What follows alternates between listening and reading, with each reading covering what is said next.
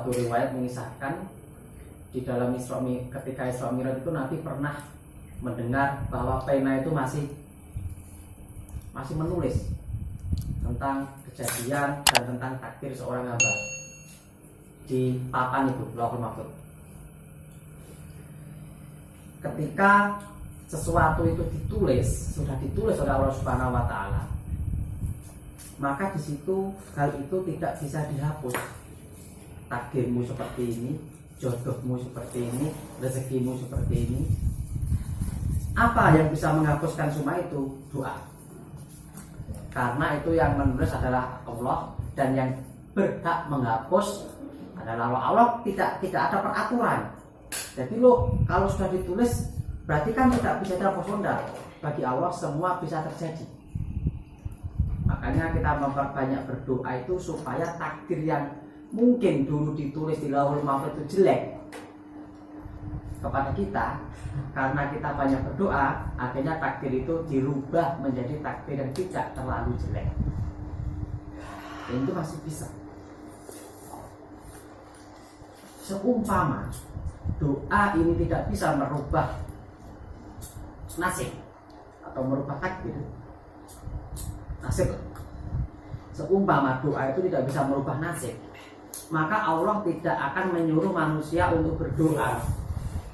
Ud'uni astajib lakum, berdoalah kepadaku maka akan aku kabulkan doamu. Percuma dong kita berdoa ketika sesuatu itu tidak bisa berubah sama sekali. Dan Allah tidak suka dengan sesuatu yang sia-sia.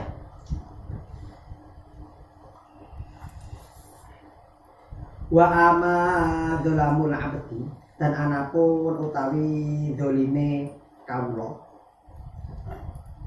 linafsihi, kepada dirinya sendiri. Adapun yang termasuk perbuatan dolim manusia kepada dirinya sendiri, ini wong bisa dolim kepada dirinya sendiri dan bisa dolim kepada orang lain. Contohnya bi'itikabil ma'asi, yaitu dengan menjerumuskan dirinya ke dalam perbuatan maksiat. Berarti kuwi dolim terhadap dirinya sendiri. Kenapa? Karena akan mendapat siksa. Kita menyakiti badan kita kan berdosa. Jadi kalau selalu berbuat maksiat, ini berarti kita menyodorkan diri kita, baik badan atau roh, untuk disiksa, dan itu termasuk dosa. Duna syirku billahi, yang dosa yang kecuali syirik kepada Allah. Kalau syirik kepada Allah itu bukan dolim, sudah termasuk dosa yang besar. Kalau dolim ini masih diampuni, namun syirik ini tidak diampuni Allah Subhanahu wa taala kecuali orang itu benar-benar bertobat. Wa in kana lan lamun ana sapa kedua yo abad iku ya ciubane sapa ila dzalamin nafsi maring dalimi awak aidon kalimale fa inna maqastune iku diwanun yo den catet. Ketika seorang hamba itu selalu berbuat dolim terhadap dirinya sendiri, maka hal itu dicatat oleh Allah Subhanahu wa taala. Dolim terhadap diri sendiri itu banyak.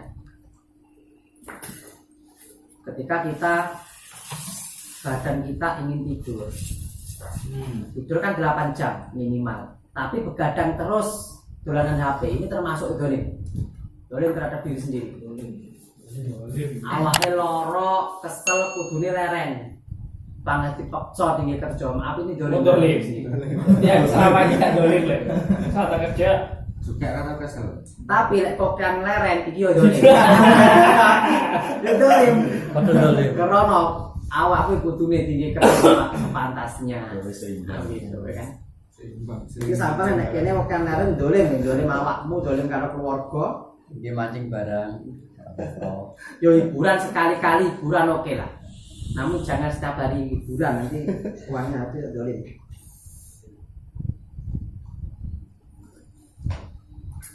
La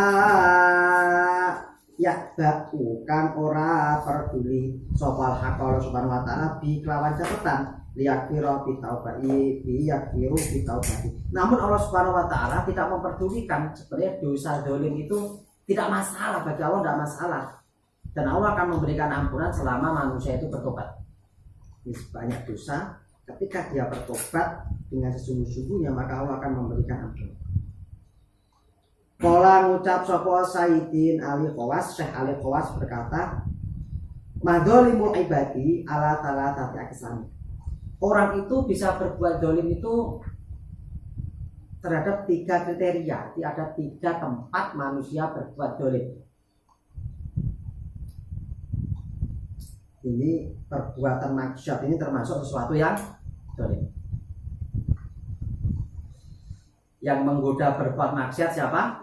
Setan.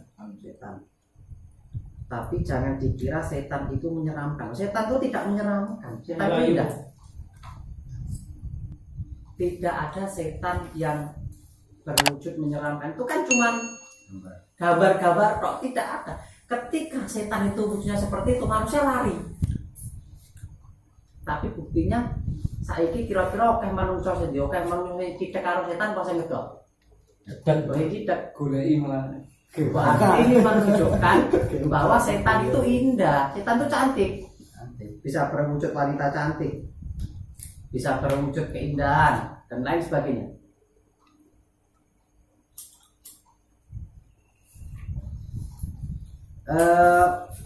Kesalahan persepsi manusia, dia sudah dari kecil didoktrin bahwa setan itu menakutkan dan harus dijauhi. Oleh karena itu, ketika ada godaan-godaan yang tidak menakutkan, ini kadang-kadang maka ini untuk godaan setan ini. Godaan setan mesti bahaya. Tidak, godaan setan itu tidak membahayakan. Justru ketika seseorang itu merasa berbuat sesuatu itu berbahaya, itu bukan godaan setan. Ini adalah hati nurani. Hati nurani selalu berkata yang benar. Sorasa mora-moronya medah kae. Bahaya. Ini bukan godaan setan. Ini nurani. Nah, setannya piye? Ora apa-apa, pisan-pisan ora masalah. Mau akhirnya barang kowe. Ini setan iki ya. Tidak, ya kan? Ora ada sing curiga. Ini pengalaman. Dikira tanggane nagih kan. Nek cacat ya, cacat dihapus apa ya? Hapus lah. Pengalaman. Tenang. Ini setan. Ya wis lek masuk wis sadana karo iki.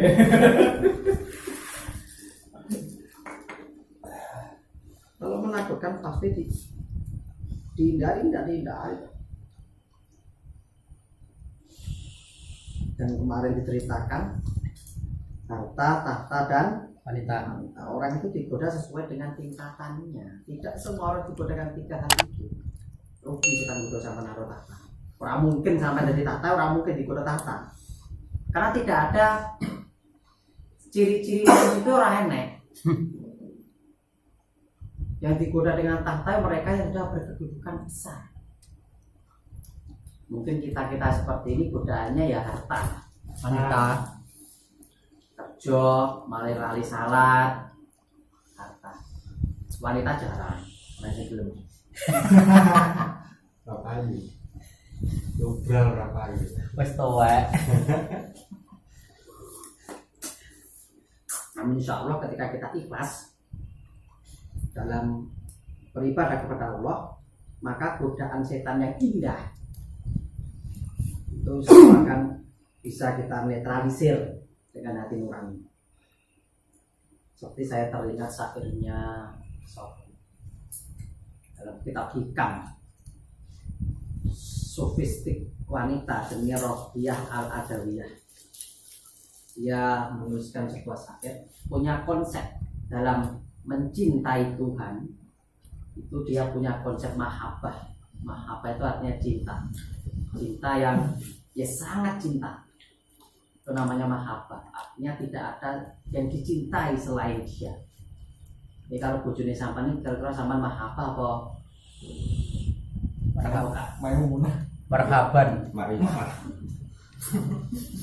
Jadi di dalam satu syairnya,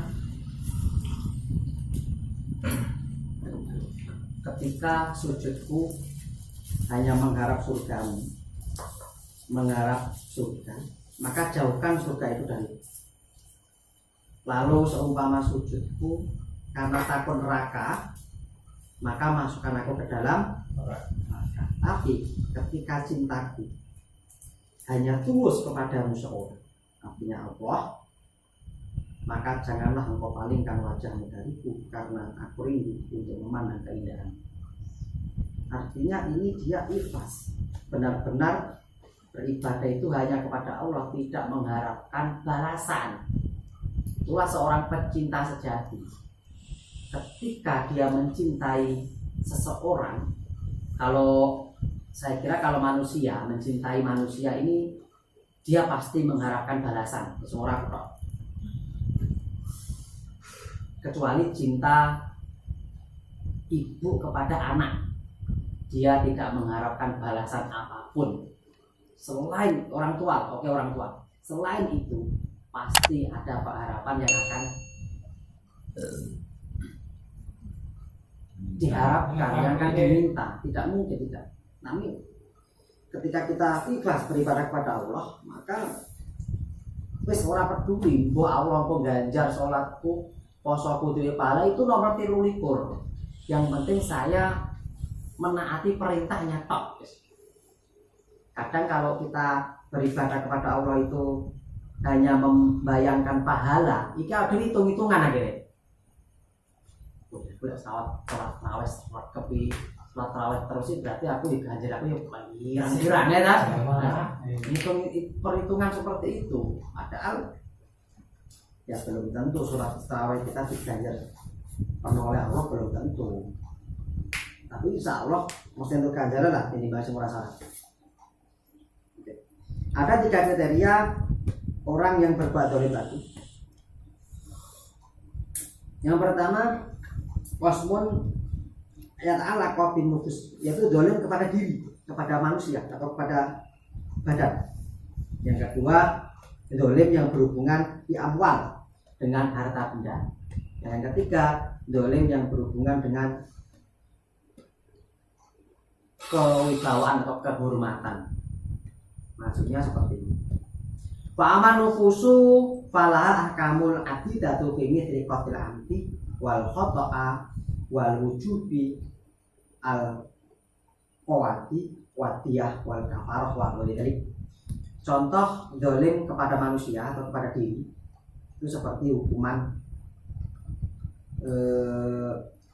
ranjam, terus denda atau diat. Ketika kita memukul orang maka kita dipukul ganti.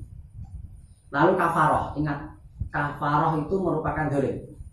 Kafaroh ini denda ketika kita melanggar sesuatu yang bukan pembunuhan atau menyakiti orang. Membatalkan puasa di siang bolong dengan berjima, ini kan kafaroh ini. Ini sebenarnya kita mendolimi diri sendiri. Karena harusnya tidak usah itu. Nadar, ketika kita bernadar, wes ketekan cita-citane, nadar tidak dilaksanakan, kita akan membayar kafaroh, denda. Ini dolim terhadap diri sendiri. Jadi jangan sampai kita mendolimi seperti itu. Poso, kuat poso, tapi ora poso terus nyaur nek bar poso, ini kafaroh, ini dolim. Karena harusnya kita berpuasa.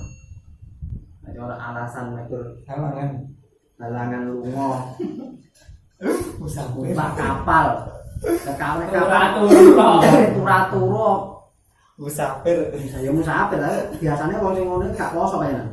Orang sih poso ya. Kapan?